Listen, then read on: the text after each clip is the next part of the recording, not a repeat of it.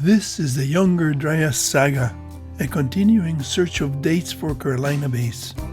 Featuring Carolina bays, Younger Dryas, the mid-Pleistocene guy, the Bowling-Alleroid interstadial, and the YD boundary, a very cool place.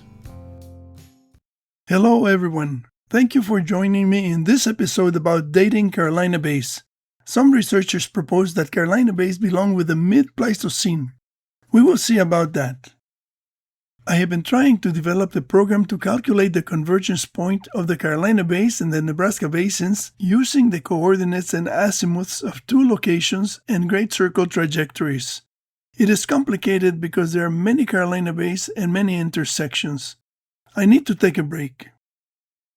I come to the YD boundary to relax, but I'm still thinking about Carolina bays.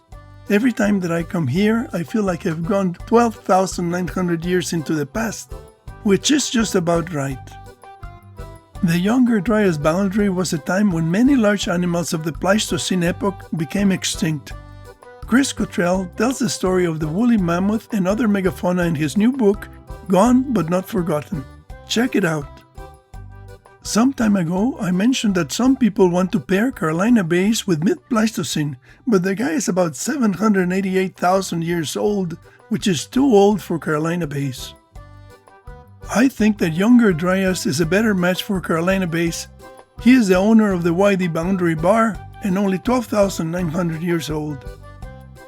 The date of Carolina bays and mid-Pleistocene was proposed by Davias and Harris. They said that a massive, highly oblique cosmic impact occurred about 788,000 years ago during the mid-Pleistocene transition. This impact struck the North American Laurentide ice sheet at Saginaw Bay in Michigan, ejecting the Australasian tektites as distal debris while forming the Carolina bays via energetic mass flows. These authors suggest that the bays are cavities in a regolith blanket. Oh no! Speaking of the devil, here comes mid-Pleistocene. He is showing his age, but he does not look too bad for 788,000 years old.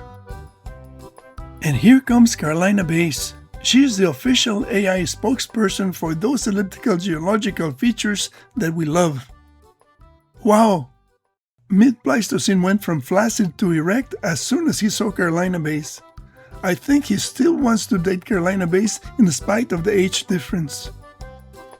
Carolina bays at the YD boundary sounds about right. Younger Dryas is a better date for Carolina bays. What do you think? What is the best date for Carolina bays? Mid-Pleistocene or Younger Dryas?